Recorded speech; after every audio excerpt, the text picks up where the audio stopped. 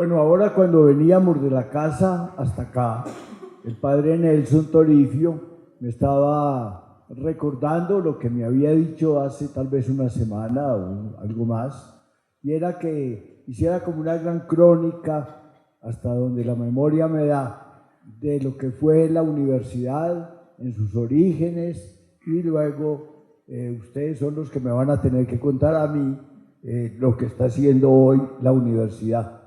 Ahora, entre todos, a partir de lo que yo les comparta y tal vez de lo que ustedes están viviendo, vamos a sacar la tal ultrella de que estábamos ultrella. La palabra ultra es un adverbio de la lengua latina que significa más allá.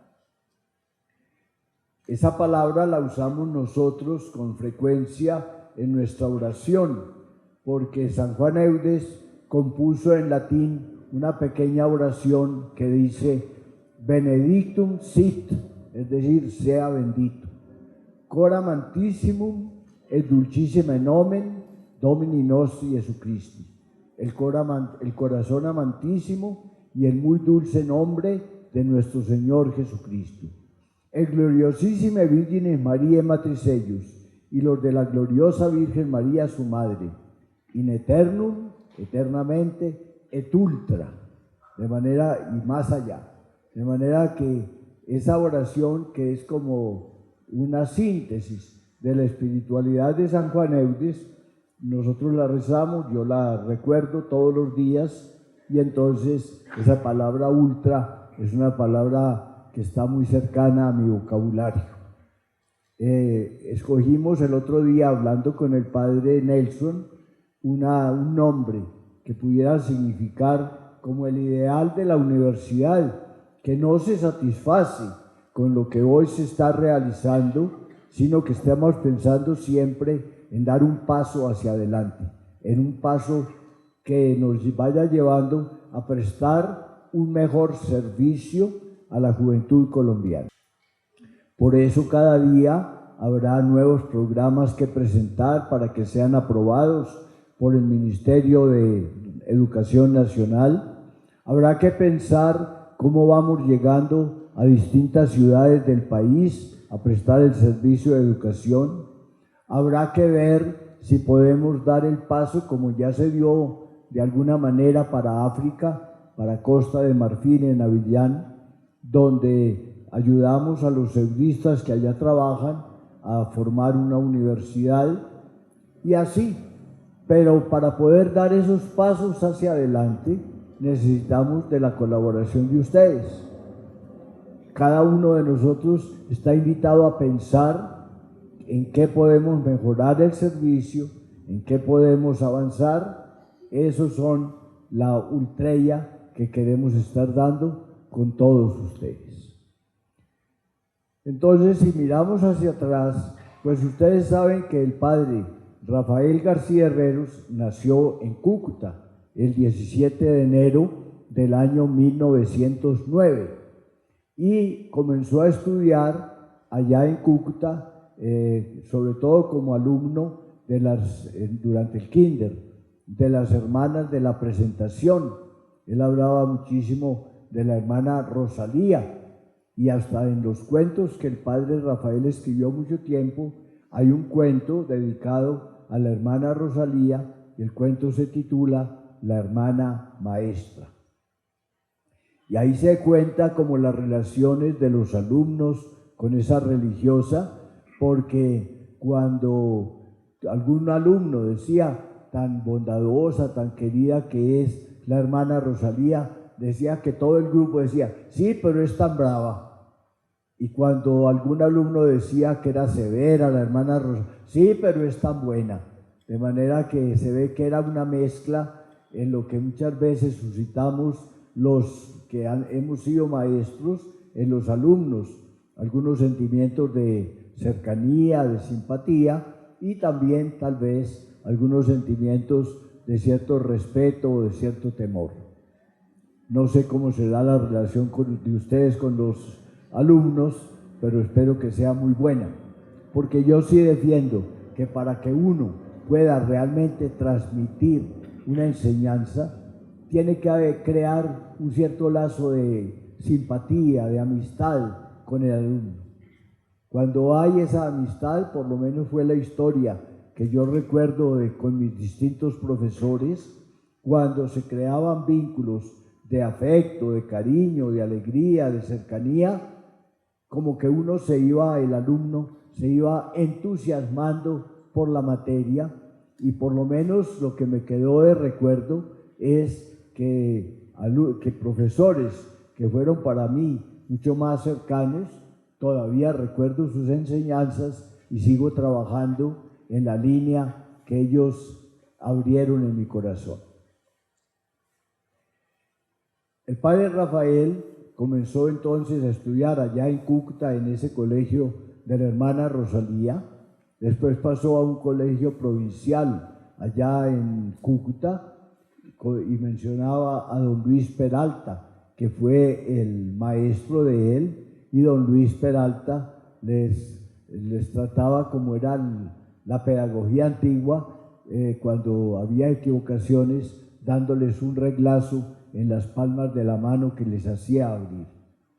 Pasó luego al Seminario Conciliar de Pamplona, donde estudió lo que hoy llamamos bachillerato. En ese seminario de Pamplona, había sido tal vez la tercera casa que los eudistas abrieron aquí en Colombia. En 1883, el Papa León XIII había pedido a la comunidad eudista que viniera a Colombia para ayudarle al obispo de Cartagena, que era un italiano, Monseñor Eugenio Bifi. Eugenio Bifi, por ser italiano, había conocido en su juventud a quien fue después el Papa León XIII.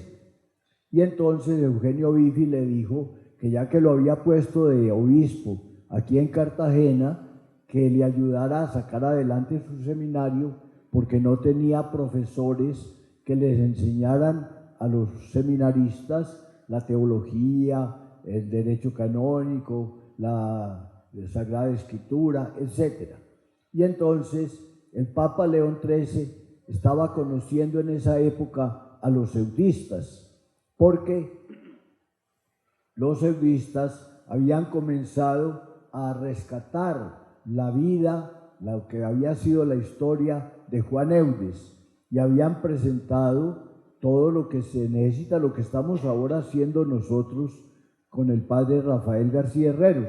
Hay que preparar documentos y buscar testimonios, examinar libros, etcétera, que puedan atestiguar ante las autoridades romanas que el hombre que se presenta para ser canonizado tuvo las cualidades requeridas y que por eso es por lo que se le presenta para una posible, primero, beatificación y después canonización.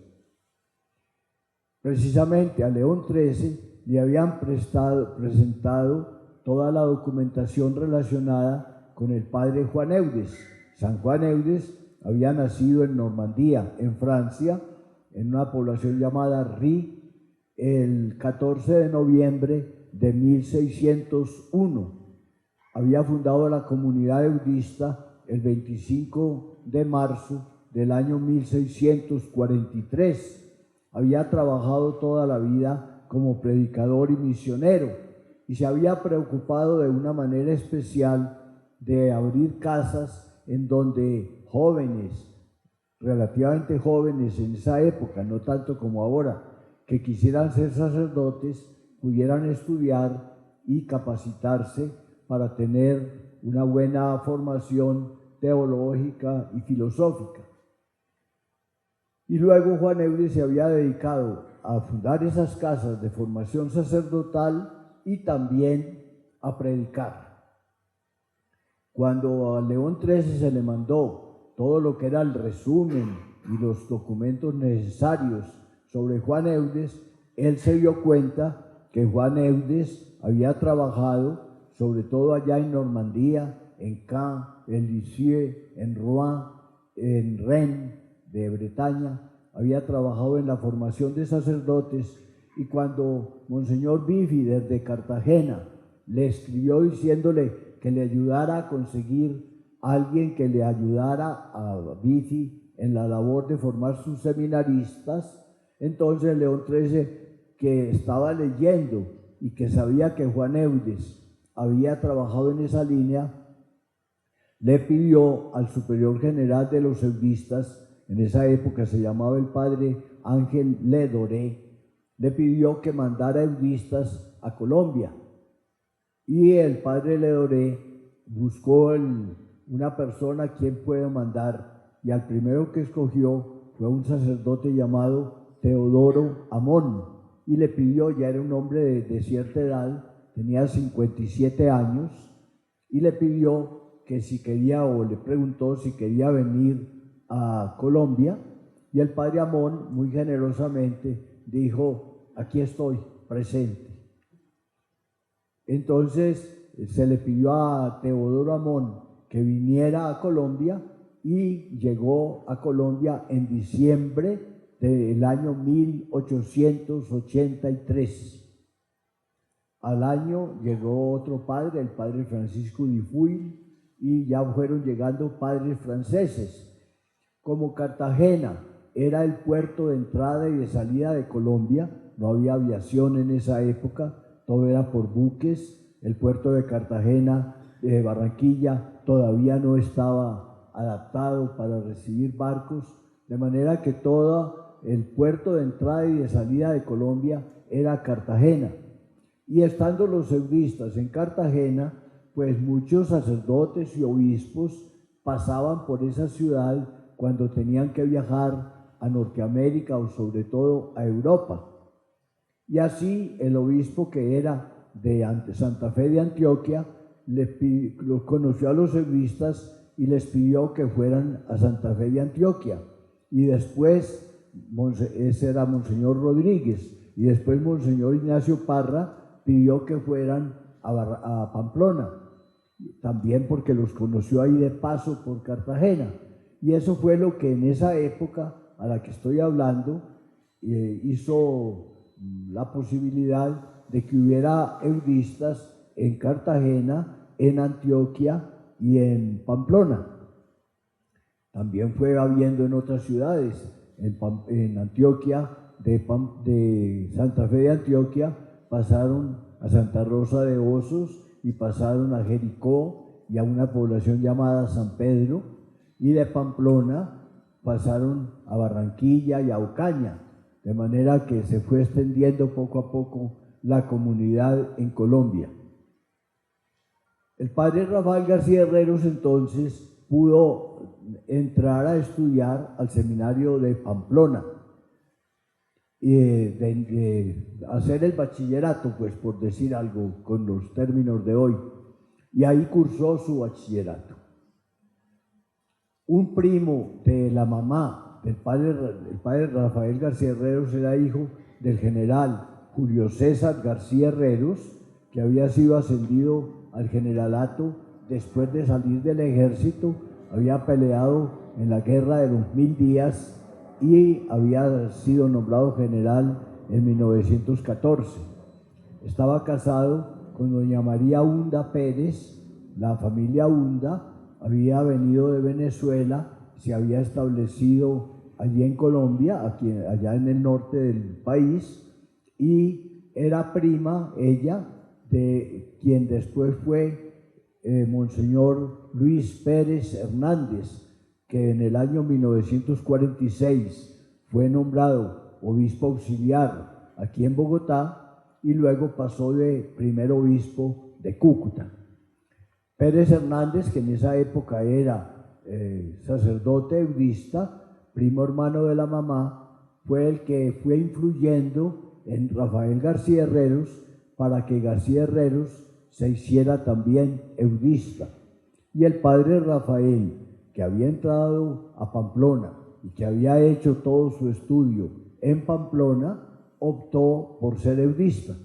Parece que primero lo que él quería era ser franciscano, porque le admiraba mucho la pobreza de San Francisco de Asís. pero con el diálogo con el padre Pérez Hernández optó por entrar a la comunidad eudista. Y vino aquí a Usaquén a hacer su seminario mayor, ahí en el pueblo de Usaquén, o en el barrio de Usaquén. Si ustedes han estado allá, en la propia plaza, al lado izquierdo de la iglesia, mirando de frente a la iglesia, al lado izquierdo hay un edificio grande de 2 pisos que los eudistas habían construido ahí. Los eudistas llegaron a Usaquén en el año de 1914. Habían sido invitados a establecerse en Bogotá por el arzobispo de esa época de Bogotá, que era Monseñor Bernardo Herrera Restrepo. Y entonces se establecieron ahí, y ahí llegó Rafael García Herreros a estudiar su filosofía. Estudió los años de filosofía, pues la formación en esa época de los eudistas era un primer año como de espiritualidad, que en muchas partes lo llaman el noviciado, luego 3 años de filosofía, y luego de la filosofía, con alguna frecuencia, los seminaristas se les pedía, a mí por ejemplo así me correspondió hacerlo, ir un año a trabajar en un seminario menor como profesor. A mí me correspondió que me enviaran a San Pedro en Antioquia. El padre García Herreros estuvo medio año trabajando en Cartagena como seminarista y luego regresó a Usaquén, hizo su teología, terminó ahí la teología. Tanto en Pamplona como en Usaquén, la mayoría de los profesores eran franceses. Todavía apenas comenzaba a haber algunos eudistas colombianos. Entonces el padre Rafael tuvo esa formación de eudistas franceses, y eso hacía que poco a poco uno de seminarista tenía que estar hablando francés. Luego, cuando estaba en Pamplona, el padre se hizo amigo de un rabino judío y estuvo aprendiendo más el hebreo.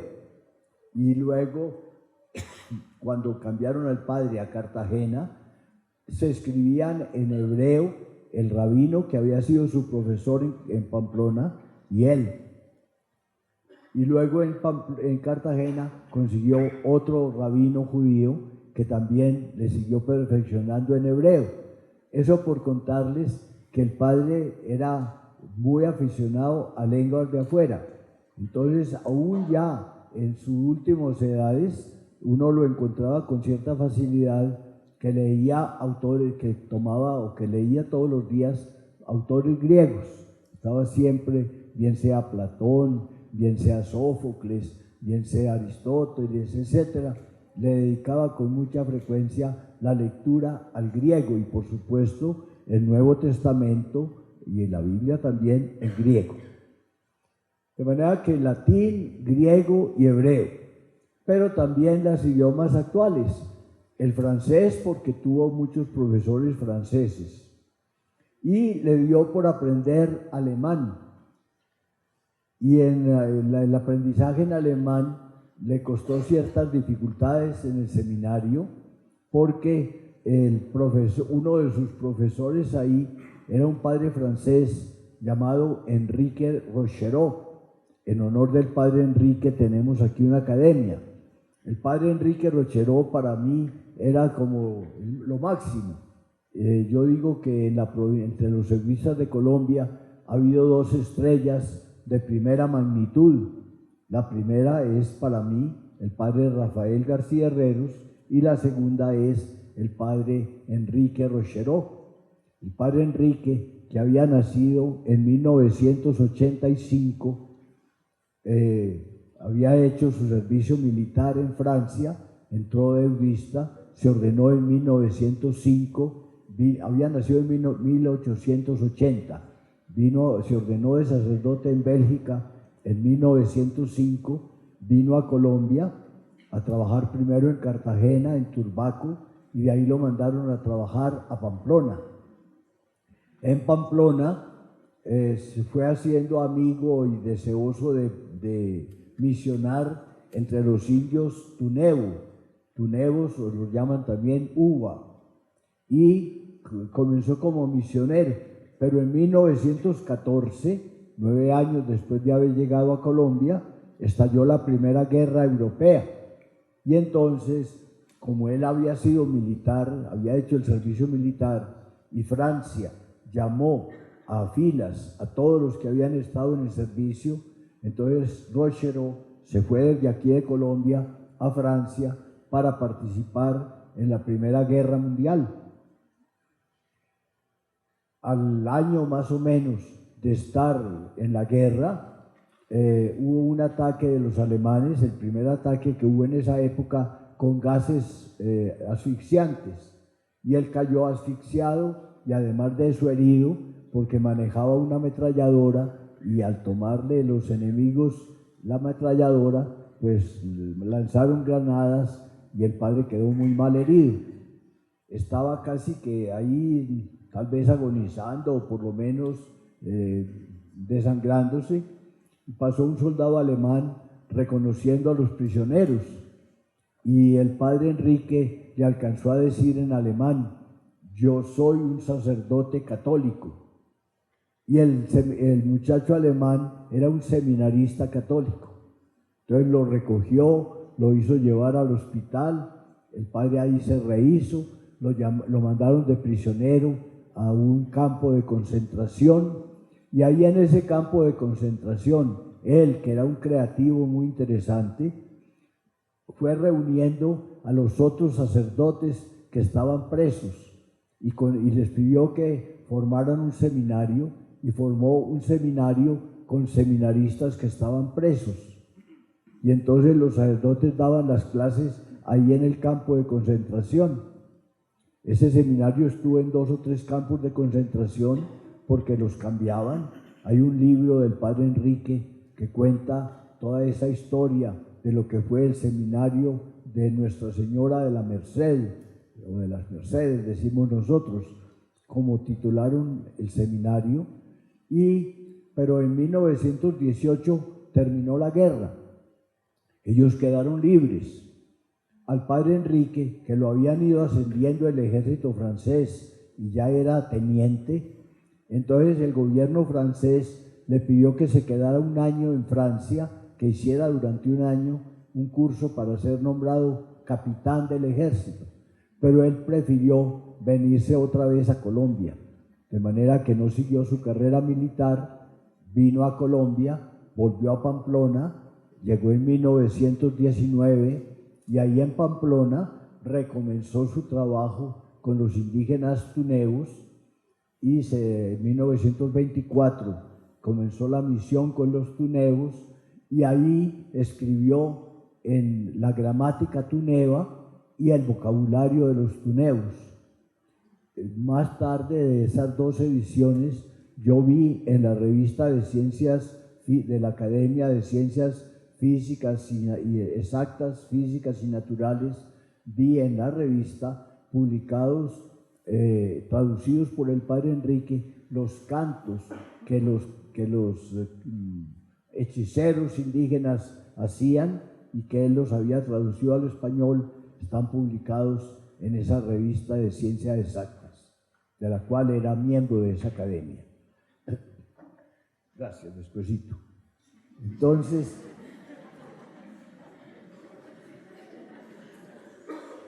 el padre Enrique fue profesor de García Herreros, y cuando García Herreros comenzó a estudiar alemán, era el desespero del padre Enrique. ¿Para qué estudiaba alemán en vez de seguir estudiando más francés? Porque él tenía, como antiguo soldado francés, tenía reticencias con los alemanes. De todas maneras, García Herreros comenzó a estudiar alemán. Y después, aquí en el Minuto de Dios, se hizo amigo de una familia austríaca de nacimiento, del señor Max Klug y doña Annie. Tal vez algunos, si acaso los hay, que comenzaron a vincularse al Minuto de Dios hace años, pudieron conocer a doña Annie, que aún ya viuda, seguía viniendo acá y colaborando. y en el colegio ofrecían al principio cursos de alemán y de francés. En algún avión iba el padre Rafael en un viaje y le tocó de compañera de puesto a una señora irlandesa llamada Ruth Dorin, y él le contó lo que era el Minuto de Dios, y Ruth dijo que le gustaría venir a trabajar acá, y se vino a vivir aquí en el Minuto de Dios. Con ella comenzó él a practicar el inglés, y luego vino un misionero norteamericano, Sam Ballesteros, que era pues nacido en los Estados Unidos y con el cual practicó mucho tiempo el inglés. De manera que ahí termino la parte lingüística del padre García Herreros, que era experto entonces, como les acabo de decir, en latín, griego, hebreo, alemán, inglés, francés y castellano, por supuesto.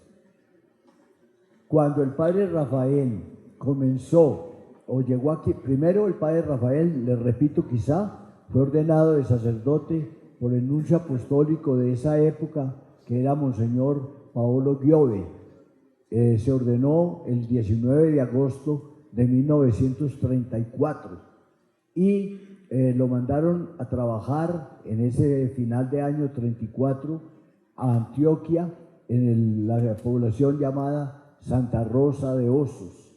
De ahí pasó a Jericó, también en Antioquia.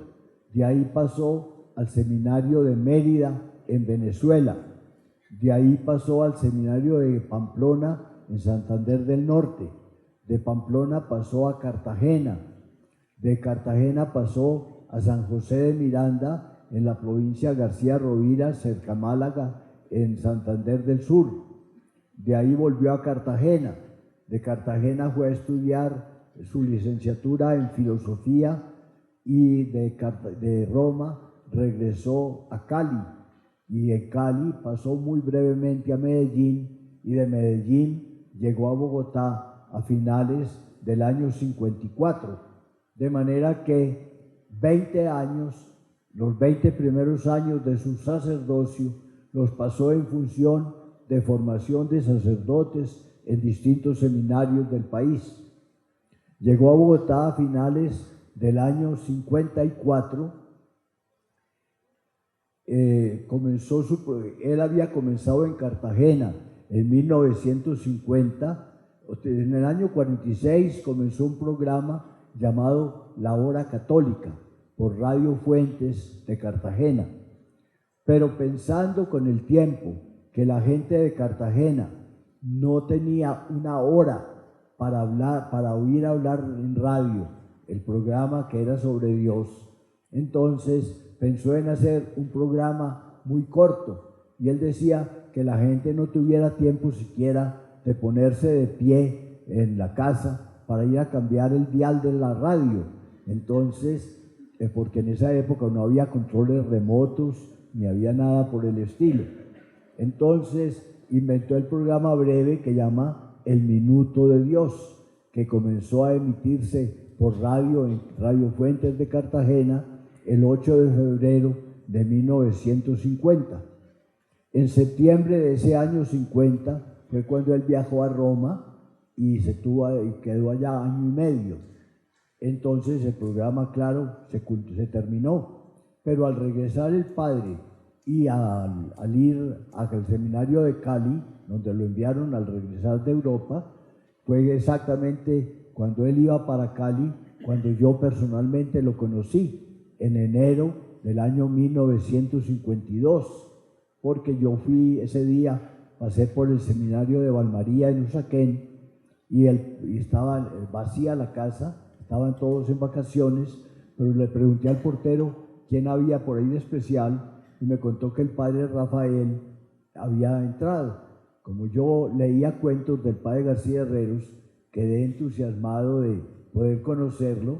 Me dijeron en dónde estaba, me acerqué a él, lo saludé, le dije que coleccionaba sus cuentos, y me dijo: de ahora en adelante usted va a ser el que me colecciona mis cuentos, y cuando yo escriba cuentos se los envío a usted, y en tal maleta mía la autorizo para que la abra, encuentra un paquete de todo lo que yo he escrito hasta ahora, sáquelo y usted me lo va coleccionando y conservando. Así comenzó la amistad con el padre García Herreros en enero del año 52 y dura todavía, aunque ya él hace 30 años murió. Entonces volvió, pues dije, a Cali. Allá comenzó una obra social. Ella quiso hacer porque hubo unas inundaciones del río Cali, y entonces, que es un afluente del Cauca, y entonces él quiso construir viviendas para los damnificados por las inundaciones del río. Comenzó a hacer un barrio, como en el Evangelio. Recuerdan que hay una parábola del Señor o una palabra del Señor que dice: más fácilmente pasa un rico por el ojo de, más fácilmente pasa un camello por el ojo de una aguja que un rico salvarse. Y entonces el padre comenzó a construir un barrio que llamaría el ojo de la aguja, para decir: los que ayuden a hacer casas acá, esos son los que van a pasar por el ojo de la aguja y se van a salvar. Entonces, pero al padre lo cambiaron poco tiempo después, y vino en septiembre de 54 fue el cambio. Yo me volví a encontrar con él el 7 de octubre del año 54, porque yo estaba trabajando en Antioquia, en San Pedro, y ese día nos encontramos, y él se fue a Estados Unidos, lo cambiaron para Bogotá, lo nombraron director de una revista que había en esa época para sacerdotes, llamada Cátedra, y entonces se vino a Bogotá, donde llegó en noviembre del año 54, pidió en la Radio Nacional volver a hacer su programa de radio, Minuto de Dios, y le concedieron esa posibilidad. El gerente de esa época, llamaba Hernando Gómez Agudelo, que fue un periodista importante en esa época de Colombia. Únicamente que en Colombia, en esa etapa, acababa de llegar la televisión. La televisión se inauguró en Colombia el 13 de junio del año 1954, cuando se celebraba el aniversario de la toma de poder que había hecho Rojas Pinilla cuando llegó a la presidencia de la República. Él había dado su golpe de Estado el 13 de junio del año 53, y para celebrar su ascenso al poder, el 13 de junio del año 54, inauguró la televisión. Pero en esa época la televisión formaba una sola entidad jurídica con la Radio Nacional. Se llamaba Instituto de Radiotelevisión Colombiana. Entonces, cuando el padre fue a dar su programa de radio por la radio, vio que en los salones siguientes estaba la televisión. Y entonces lo invitaron, coincidió con que el doctor Quijano Mantilla, que era el rector de la Universidad Inca, era paisano de él, era norte santanderiano, pero ideológicamente muy distantes, porque Quijano Mantilla era comunista y García Herreros sacerdote católico. Entonces, pero Quijano Mantilla lo invitó a que hablara varias veces en televisión como una preparación a Navidad.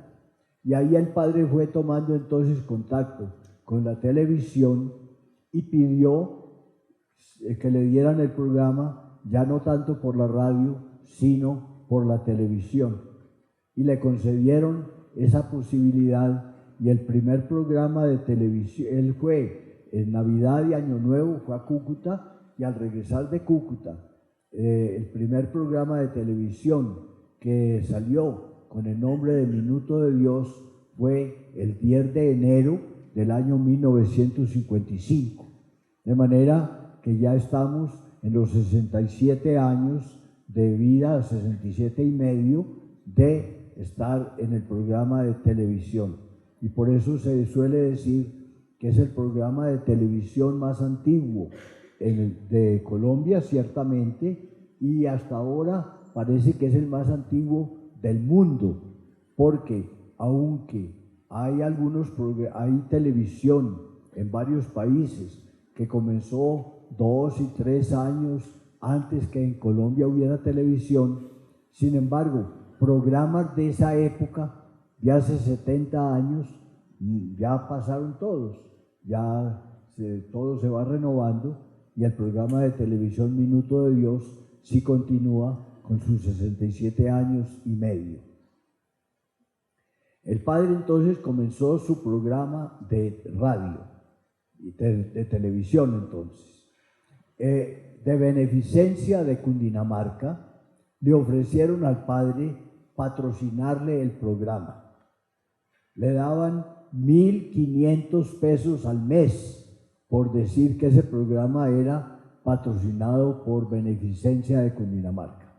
Como ustedes comprenden, el valor del dinero en esa época era muy diferente del actual, y 1.500 pesos de esa época puede ser varios millones de la actualidad. Cuando al padre le dieron el primer sueldo, que debió haber sido en marzo del año 55, a principios de marzo del año 55, él dijo por televisión: me dieron de patrocinio por el programa 1.500 pesos, yo no los necesito. Lo que vamos a hacer, porque este programa no me gusta recibir plata, porque dijo él, porque el programa es para hablar de Dios, yo no quiero que me paguen por hablar de Dios, de manera que lo que hago con este programa, con este dinero, es que lo divido en 3 sumas de a 500 pesos cada una, y lo doy a 3 familias pobres. Entonces, una noche llegó una familia pobre y delante de cámaras le dio 500 pesos. A la otra noche, otros 500 pesos. Y a la tercera noche, los otros 500 pesos. Y dijo esa tercera noche: bueno, ya entregué lo que recibí. Espero que el mes entrante me vuelvan a dar ese patrocinio y podemos repetir esa donación. Pero a la cuarta noche llegó con otra familia pobre y le dio la misma cantidad. Y dijo: es que ocurrió lo que yo no pensaba. Y es que esta mañana llegó a mi oficina, allá en la Iglesia de las Angustias. La Iglesia de las Angustias, donde el padre trabajaba, es una parroquia que hay aquí en Bogotá, en el centro, en la calle 23, con la carrera 13A. De manera que la dirección es carrera 13A, número 2323. Entonces, el teléfono era 490-455.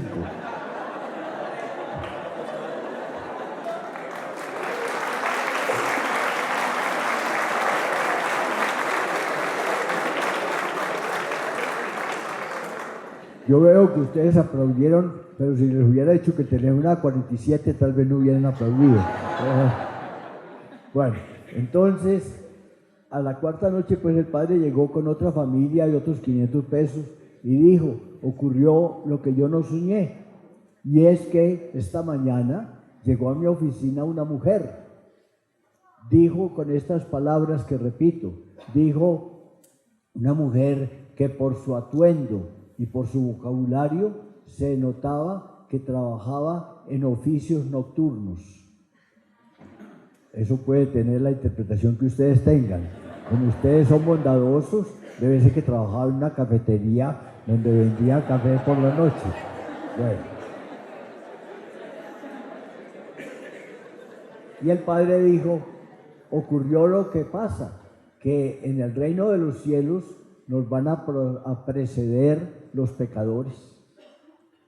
Y esa mujer que llegó allá donde el padre le dijo: padre, yo vi lo que usted hizo con su plata. de mis ahorros yo le traigo estos 1.000 pesos más para que usted tenga usted para otras 2 noches. Y el padre dijo, yo pensé que si alguien se motivaba a ayudar, podría ser un industrial, un comerciante, un banquero, pero no pensé que una mujer de oficios nocturnos fuera la que se motivara para traerme este dinero. Pero ese hecho y la presentación que el padre hizo desencadenó una cadena de generosidad. Entonces la gente comenzó a mandarle plata al padre, unos más, otros menos, en fin, y el padre entonces sumaba lo que cada día iba recibiendo y decía, y entonces comenzó en la televisión como una pirámide que iba subiendo poco a poco. Entonces decía, ya tenemos tanta plata, entrego hoy 500 pesos y vamos a ver cuánto queda mañana la plata. Y entonces se idearon por televisión como 2 gráficas. Una era una pirámide que iba subiendo y otra era una balanza, que el lado pesado, el lado más inclinado de la balanza era la cantidad recibida y el lado menos pesado, el lado más liviano, era lo que se iba dando. De manera que decía, ya tenemos tanto de reserva para ir dando, en fin, hoy llegó tanto, mañana hoy entrego tanto y queda tanto, en fin. Así comenzó la obra del Minuto de Dios. Tanto que en esos mismos días se inauguró otro programa aquí que se llamó El Centavo de Dios. Y en el Centavo de Dios era que usted calcule multiplicando 365 días por el número de años que tiene, y entonces el que tiene 10 años, entonces 3.650, etcétera, y entonces decía, dé 1 centavo por día que usted ha vivido, y empleemos ese centavo en los pobres. Eso se llamó el Centavo de Dios.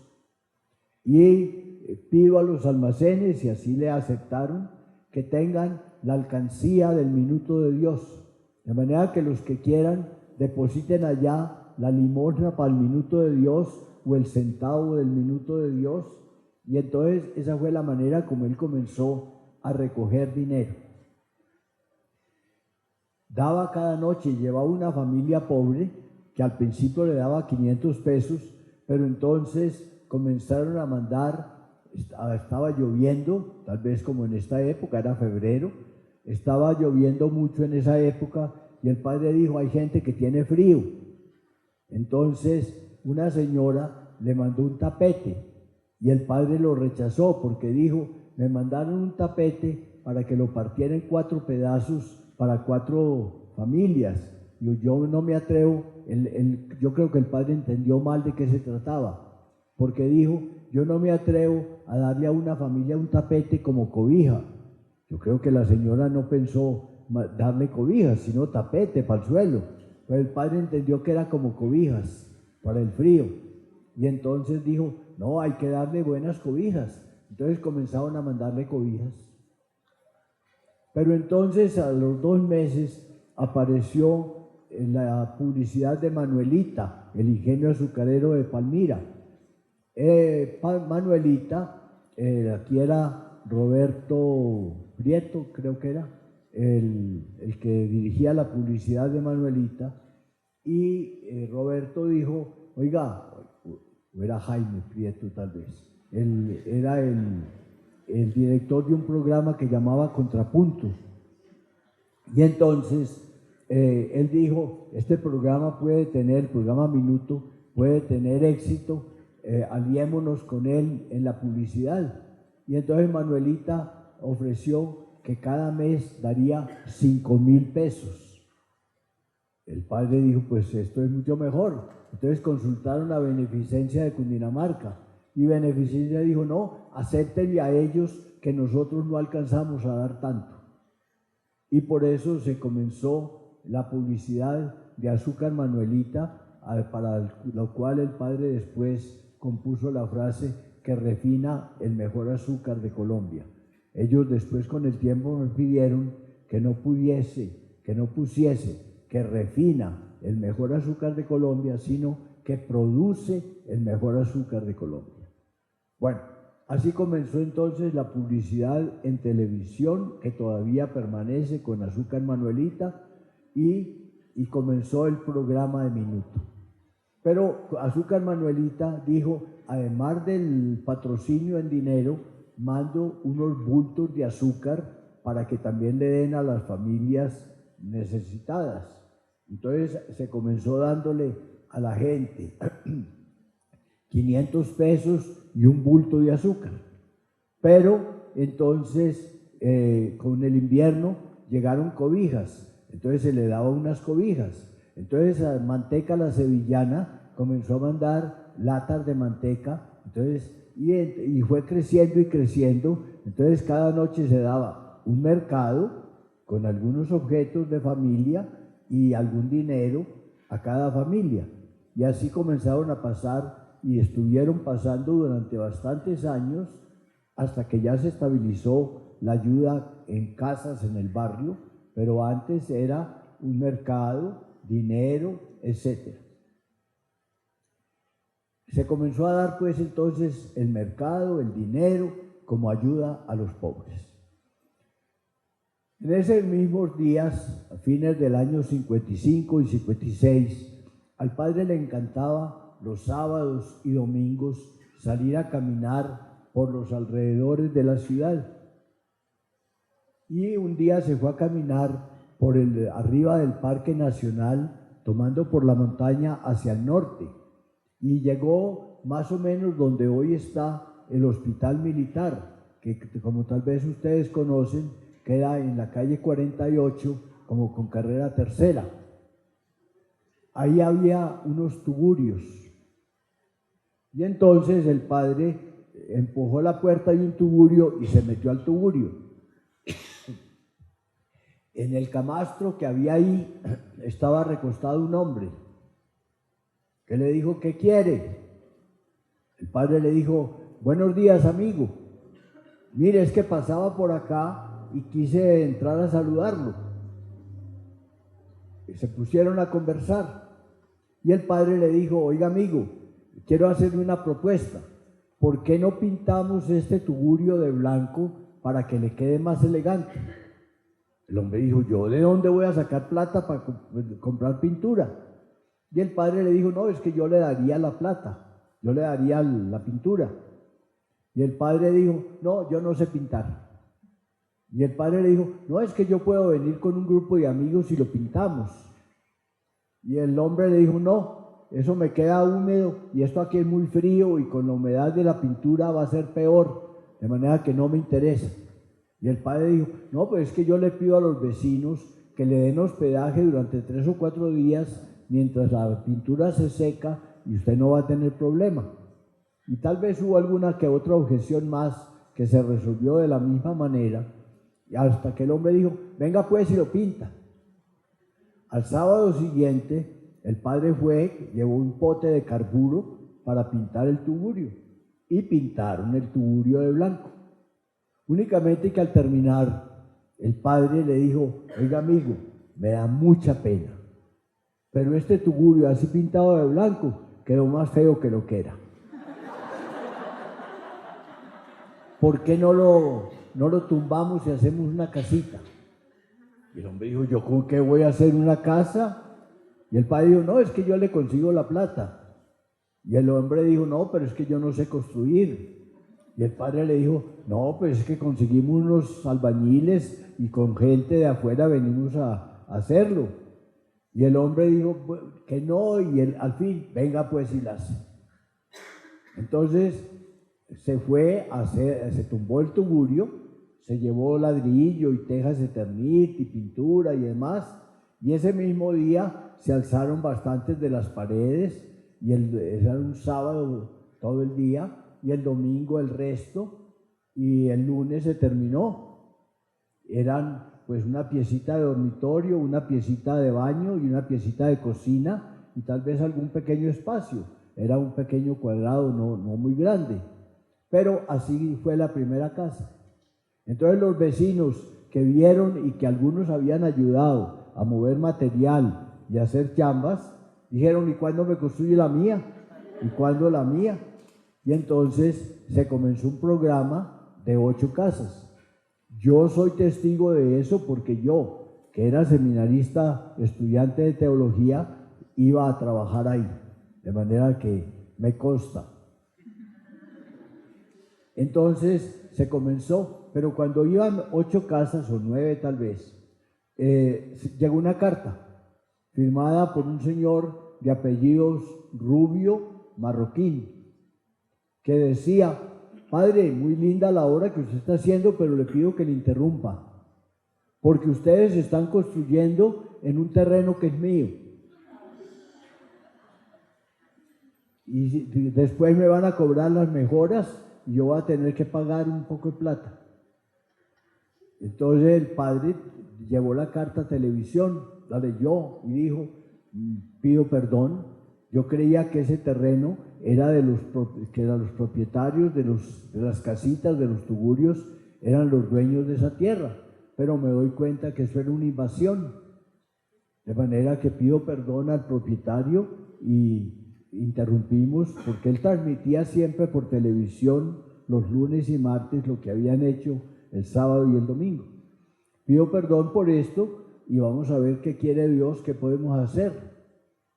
Y entonces don Antonio Restrepo Barco, que escuchó ese programa, llamó al otro día al padre García Herreros y le dijo, padre, yo en Engativá, en esa época Bogotá era solo la parte central y esto era Engativá, un municipio distinto, y Fontibón era un municipio distinto, de manera que en esa época fue cuando hubo un decreto del gobierno y se integraron Usaquén, Fontibón, Engativá, se integraron en Bogotá, que antes eran municipios diversos, y entonces ya se llamó Bogotá Distrito Capital.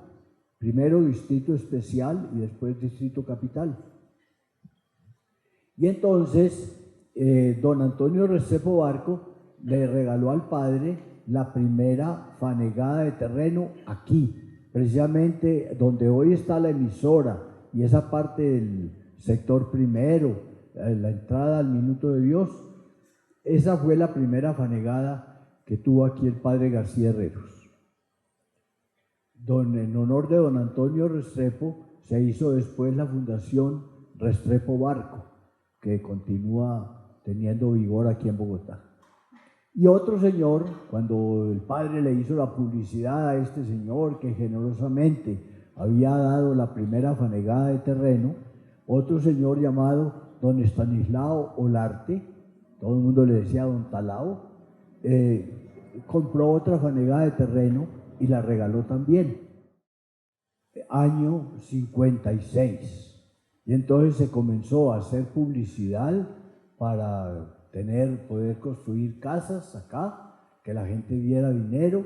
El padre pedía 5.000 pesos por casa, decía que la gente que tuviera una casa buena la regalara para un pobre que no tuviera casa, y aunque la casa, ya teniendo el terreno y con 5.000 pesos que daban algunos, había algo más, yo creo que una casa podía en esa época costar unos 7.000 pesos, de las casas que se dan 7, 8.000 pesos.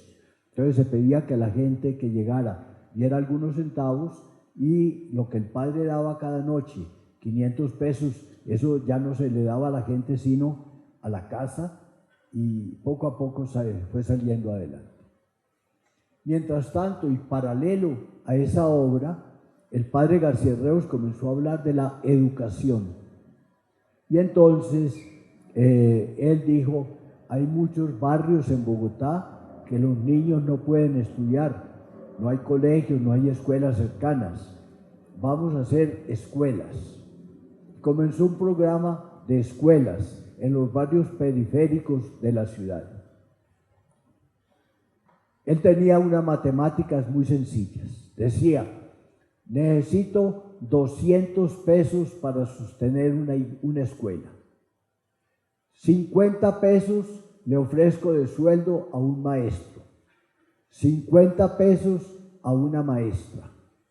50 pesos los dejo para pagar el alquiler de una casita en la periferia de Bogotá y 50 pesos para el agua, la luz y lo que sobre para papel y elementos de pedagogía. Y así se comenzaron a hacer escuelas en la periferia de Bogotá en el año 56. Hubo una escuela pagada por Bavaria, otra escuela pagada por Avianca, otra escuela pagada por el Banco de Bogotá, otra escuela pagada por una compañía de arquitectos llamada Martínez Cárdenas, otra escuela por el Banco Comercial Antioqueño. Bueno, se iban haciendo escuelas, pero cuando se comenzó aquí a hacer las casitas primeras, entonces se dijo, más bien qué bueno que pudiéramos cerrar esas escuelitas y abrir una escuela aquí en el Minuto de Dios. Vino de visita un señor español, catalán, llamado don Fernando de Aideflor. Vio las primeras casitas que se estaban haciendo y dijo, bonitas estas casas, padre, lo felicito, ¿en qué le pudiera yo ayudar para seguir aquí sus construcciones? Y el padre le dijo, pues véngase a vivir aquí y usted va a ser el primer director de la escuela, del colegio. Y don Fernando se vino a vivir aquí al Minuto de Dios.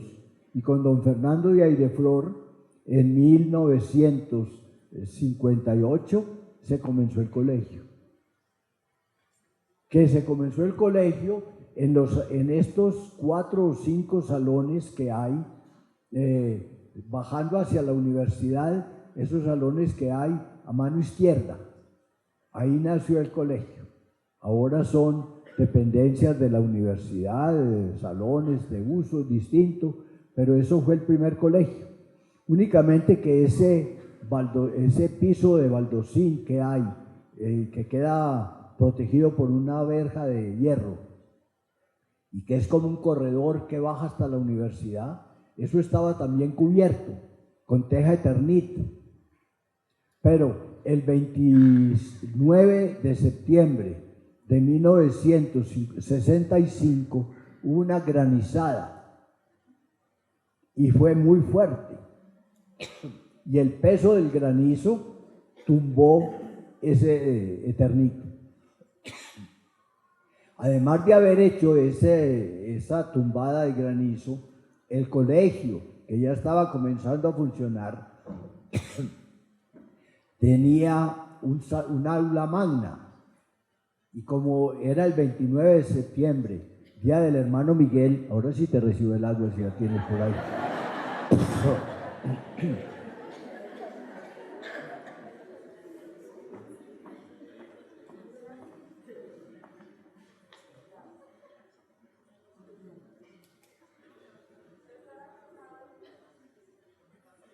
El Señor dice que al que le dé un vaso de agua a un sediento, se gana el reino de los cielos.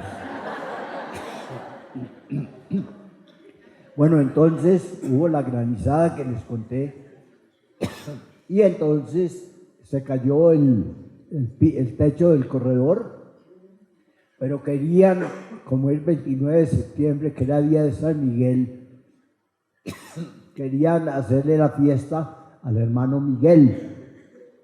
Si quiere me vuelve a traer el agua, yo la tengo en el hermano Miguel era un hermano de La Salle que venía aquí y que ayudaba al padre Rafael en el colegio. Entonces, gracias.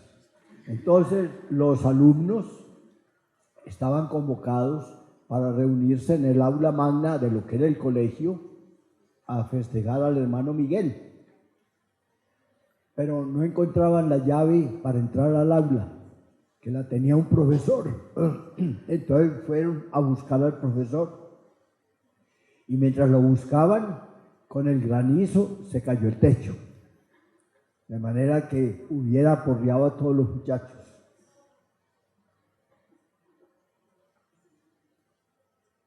Ya cuando apareció ya no había techo y ya no hubo reunión. Pero eso por contarles el comienzo del colegio. Entonces, en ese colegio se comenzó con primaria, se cerraron las otras escuelas de la periferia y se comenzó el colegio Minuto de Dios. Ese colegio Minuto de Dios tuvo su primera promoción de bachilleres en el año de 1967. Y el padre decía, ¿y qué hacemos ahora con esos bachilleres? Qué bueno que tuviéramos una universidad, pero no había cómo. Entonces se pensó que, bueno, se comenzó a buscar qué hacer. Y en las actas de la Junta Directiva del Minuto de Dios aparece con mucha frecuencia que se habló con una persona o con otra o con una entidad buscando cómo llegar a solucionar el problema de crear una universidad. No aparecía solución. Mientras eso, iba viendo otras cosas. Por ejemplo, comenzó en el año 67, cuando fue la primera promoción de bachilleres, comenzó también la renovación carismática. Y por la renovación carismática, que la comenzamos aquí con bastante entusiasmo, quedé yo involucrado con la renovación y me pidieron distintos servicios. Entre ellos fui una vez con el padre García Herreros a Roma a un encuentro de la renovación. Eso fue en el año 75. Y ahí en Roma tuve ocasión de conocer a un señor holandés llamado Don Piet Dersen, casado con una señora llamada Doña Trude. Don Piet Dersen era un hombre de ciertos medios de fortuna, tenía unos parques turísticos en Holanda y entonces él cobraba por el ingreso a esos parques turísticos. Nos encontramos en Roma. Un padre americano que había servido como de puente para ese contacto, llamaba el padre Tomás Forrest, y Tomás trabajaba, era nacido en los Estados Unidos, pero trabajaba en Puerto Rico y había participado aquí en Colombia en el primer encuentro que hubo de renovación carismática en 1973. Cuando llegó el volcán de Armero, dijimos, ¿qué hacer por Armero? Salió la posibilidad de ayudar allá a Armero. El padre García Herreros encabezó esa acción. Aquí, cuando hubo los heridos de Armero, se hizo aquí un hospitalito en lo que es ahora la universidad, en ese salón grande que antes lo llamábamos Justicia y Alabanza. Ahí tuvimos el hospital para gente que venía a Bogotá, mientras la podían recibir en clínicas y demás de aquí de la ciudad. Bueno, y así entonces comenzamos a salir adelante y el padre lanzó la idea de ayudar en Armero. Entonces se comenzó ayudando al otro lado de la montaña para los que habían sido víctimas al lado occidental de la cordillera central, y se escogió ayudar en Chinchiná, Caldas, a unas familias. Se hizo un barriecito en Chinchiná, Caldas, y a finales del año 86, por allá en octubre o noviembre, antes del banquete del millón, fuimos a entregar las casas a Chinchiná. Fue un grupo grande de todos los que trabajaban en Minuto de Dios. Y recuerdo eso porque de regreso de Chinchiná, hablando ahí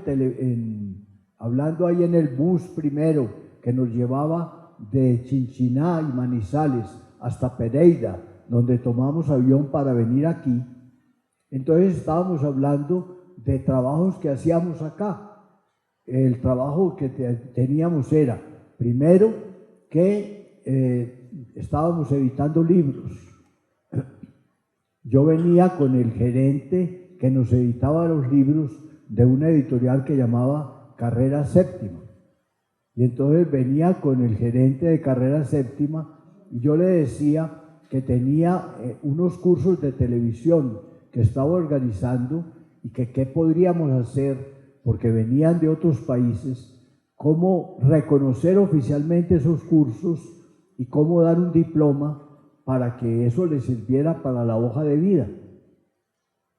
Hablamos también, porque ya había comenzado hacía 1 año y medio, de la radio Minuto de Dios, y hablábamos de si era posible acrecentar nuestros cursos de televisión con cursos de radio que les sirviera también de capacitación a los que trabajaran con nosotros en la radio. Y como ya habíamos fundado las librerías, entonces comenzamos a hablar también de periódicos y de publicaciones. Esa persona, que era un pariente, aquí veo uno de sus hijos, no lo voy a mencionar, pero está el hijo aquí. Entonces, él me dijo, hola, ¿y por qué no haces una facultad de medios de comunicación? Y cuando él me habló de esa facultad, yo dije, oiga, si esa podría ser la universidad de la que tanto habla el padre Rafael y que no encontramos cómo llevarla a cabo. Entonces me hice como la idea. Puedo hacer hoy mismo 2 cosas. En primer lugar, al regresar a Bogotá, de allá de Chinchiná, voy a hablar con el que era todavía seminarista, Camilo Bernal, porque Camilo había terminado su licenciatura en matemáticas y en sistemas, en ingeniería de sistemas, en la Universidad de los Andes. Se había ganado una beca, se había ido a estudiar 1 año a Grenoble, en Francia. No había querido quedarse allá en Grenoble otro año para sacar su doctorado, porque me escribió de Grenoble diciendo que él querría ser sacerdote, que si le ayudaba a hacerlo. Y yo le dije que se viniera. Pero como sabía que Camilo tenía habilidades para hacer proyectos, vine y le dije, hazme un proyecto para mandarle al señor Dersen, que es el que lo había conocido en Roma, es el que me está ayudando para televisión. Y le proponemos que nos ayude para la universidad.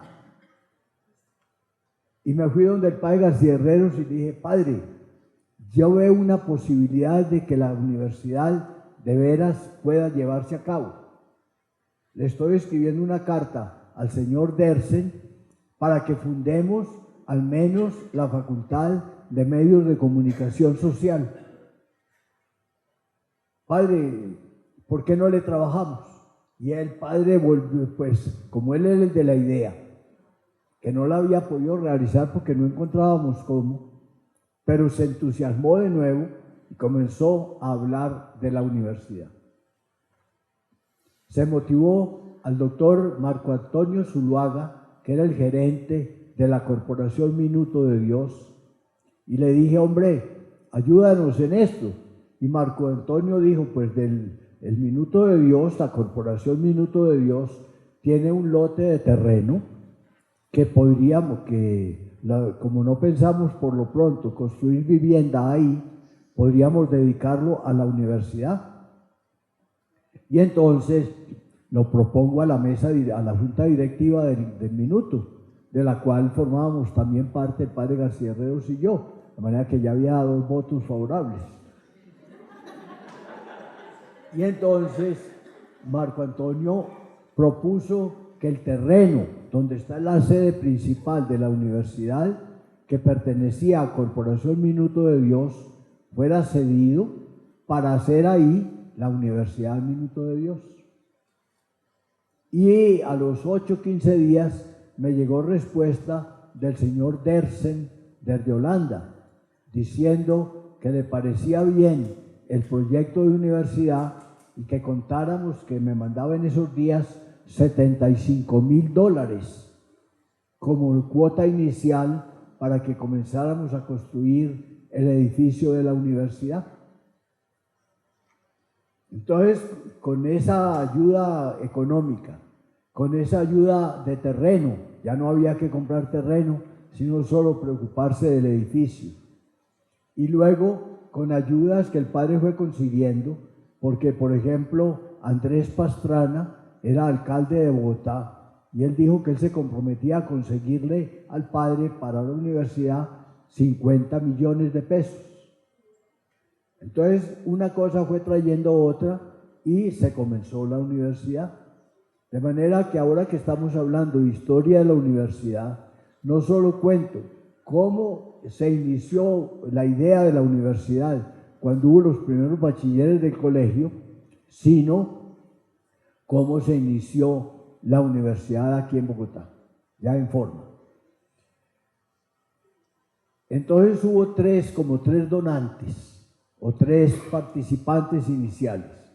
El primero fue la Corporación Minuto de Dios, que cedió el terreno.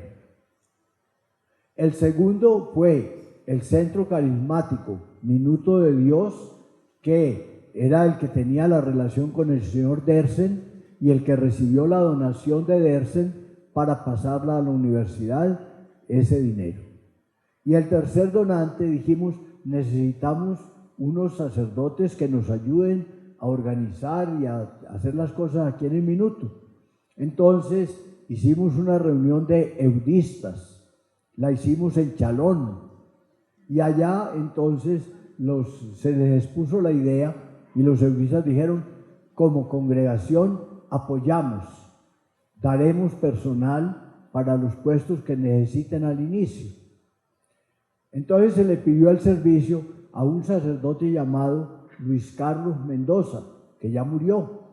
El padre Luis Carlos había hecho en Pasto las gestiones para que un instituto que tenían allá, las hermanas franciscanas, fuera reconocido como universidad. Entonces dijimos, el padre Luis Carlos tiene experiencia, invitémoslo para que se apersone de esta idea. Y en realidad el padre Luis Carlos aceptó y asumió el cargo, pero realmente como que no encontrábamos todavía caminos concretos y no puedo decir que se le debiera a él mucho trabajo. Pero luego apareció el padre Mario Ormaza. El padre Mario Ormaza estaba en Usaquén y yo lo invité a que se viniera a trabajar aquí. Entonces se vino a trabajar aquí y se le nombró en esa época encargado de las primeras gestiones. El padre Mario comenzó a hacer redactar estatutos, los llevó al Ministerio de Educación. Él fue el que obtuvo la aprobación para que se hiciera la universidad con unas primeras carreras elementales. Él fue el que buscó, por una parte, al padre Germán Prieto y al padre Carlos Zuluaga para que comenzaran a redactar lo que fue el programa de filosofía, para tener aquí la posibilidad de dar filosofía, que pensábamos no solo se ofrecía esa facultad a los jóvenes que quisieran hacerla, sino que ahí podrían también cursar filosofía nuestros propios estudiantes, los seminaristas. Así comenzó filosofía. Se buscó a un antiguo alumno mío que era un ingeniero llamado el doctor Eduardo Machado, y se le dijo a Eduardo que comenzara a organizar lo que podría ser una carrera de ingeniería social. El padre García Herreros decía que una ingeniería social, porque esos ingenieros su labor no iba a ser construir grandes edificios y aeropuertos, sino construir caminos para llegar a toda Colombia, construir en cada población, llevar a cabo el acueducto y la luz eléctrica, etc. Esa era como la primera idea que él tenía. Pero cuando eso se presentó al gobierno, el gobierno dijo que esa profesión no existía, que lo que teníamos que hacer sería ingeniería civil. Y entonces, con la ayuda del doctor Machado, se comenzó a planear lo que llegó a ser la ingeniería civil. Y luego se pensó también en la carrera de educación, porque como teníamos el colegio y de ahí había nacido la universidad, pues pensábamos en que por ahí era la idea. En esa época no teníamos todos los colegios que tenemos ahora, pero queríamos formar en el colegio. Y una de las especializaciones que se podría tener, según pensábamos en esa época, era en el arte, porque ya estaba este museo de arte contemporáneo que se había inaugurado a finales del año 71. Entonces había venido el presidente Pastrana como a hacernos la amabilidad y a inaugurar el museo. Entonces el teatro se hizo después, este teatro donde estamos.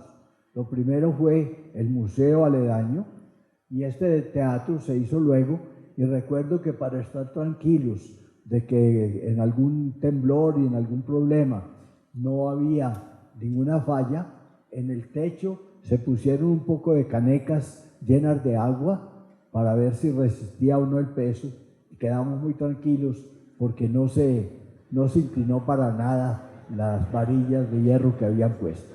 Bueno, de manera que por lo pronto no creo que les caiga encima. Bueno, entonces, con la ayuda primero del señor Dersen, del Minuto de Dios en la parte terrena, del señor Dersen en la parte dinero, aunque claro, se necesitó más dinero que fue llegando de una u otra manera luego. Yo le debía unos centavos al señor Dersen que me había dado para comprar equipos de televisión y para editar libros. Me mandó decir, úselos todos en provecho de las obras del Minuto de Dios. De manera que ese fue otro respiro que hubo en esa época. Y luego ya mencioné al padre Mario Maza como el que se metió a sacar la personería jurídica. El padre Mario fue el primer rector hasta que un día el provincial de los eudistas, por allá en el año 97 creo, me dijo que necesitaba al padre Mario para mandarlo a Honduras como rector del seminario allá en Tegucigalpa, y entonces ya se puso al padre Camilo Bernal, y el padre Camilo que ya le dio una amplitud distinta a la universidad, porque ya no comenzó solo a pensarse en la universidad aquí en el barrio Minuto de Dios, sino ir llevándola a los otros sitios del país. Y ustedes saben que hoy, por el trabajo del padre Camilo, pero después también por el trabajo del doctor Leonidas López y del padre Harold Castilla, que han sido los rectores, los 4 rectores que hemos tenido hasta ahora, la universidad ha llegado a 65 municipios del país donde trabaja actualmente, y tenemos en estudio como unas 15, 16 peticiones más que esperamos ir contestando poco a poco, porque nos han llamado de Tunja, de Chiquinquirá, de Duitama, de Riohacha, de Quibdó, bueno, de bastantes lugares, y esperamos ir yendo porque la vocación es llevar educación superior a todos los colombianos. Hoy que llegó ayer llegó el padre Noé Rivera, que estaba en Antioquia, porque él ha sido encargado de formar el tecnológico del Minuto de Dios, Tecminuto.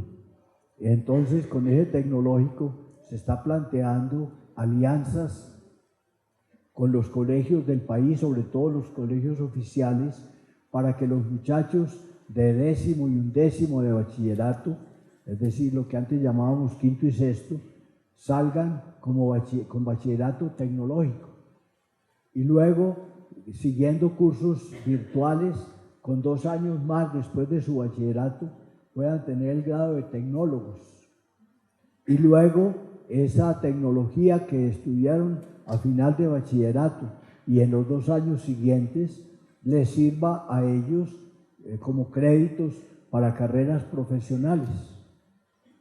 Esa es como la nueva línea de educación que estamos trabajando ahora, la educación tecnológica. Y así eso nos permite, ustedes saben que la labor educativa del minuto tenemos como 10, tal vez 10 u 11 guarderías infantiles. Tenemos 25, creo que son en la actualidad, y hay 3 que están pidiendo los asumamos, colegios de primaria y bachillerato. Paralela a esa labor de los colegios está el bachillerato en las cárceles, con un diálogo con el IMPEC, y también en diálogo con la universidad y el IMPEC tenemos el grado universitario en las cárceles. Si logramos que las personas que están detenidas estudien el bachillerato o la carrera profesional, eso, por buen empleo del tiempo, a los presos les puede disminuir en 1 o 2 años su tiempo de detención. Pero además estamos buscando que los que son profesores y están presos también, bien sea profesores de colegio, bien sea profesores de universidad, se ocupen también ellos dando clases y formando a nuestros bachilleres o a nuestros universitarios que están detenidos.